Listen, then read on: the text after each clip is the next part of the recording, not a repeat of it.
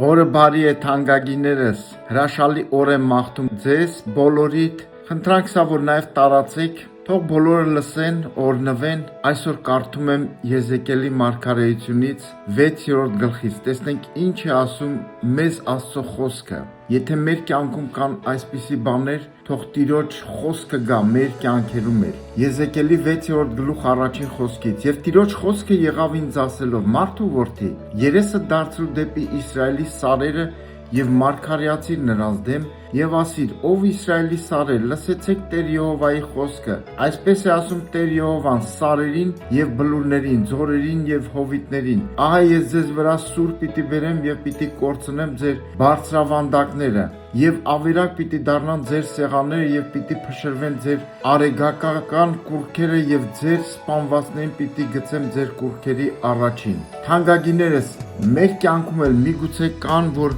առաջանում են սարեր, բարձունքներ, կռապաշտություն է գալիս մեր կյանքերում, սիրելիներս, սա շատ վտանգավոր է, թող Տիրոջ խոսքը գա,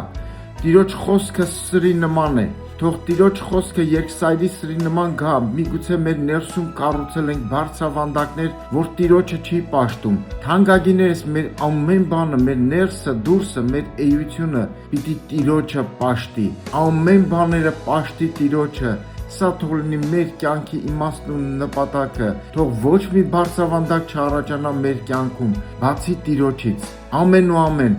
լավ օր եմ մաղթում ձեզ։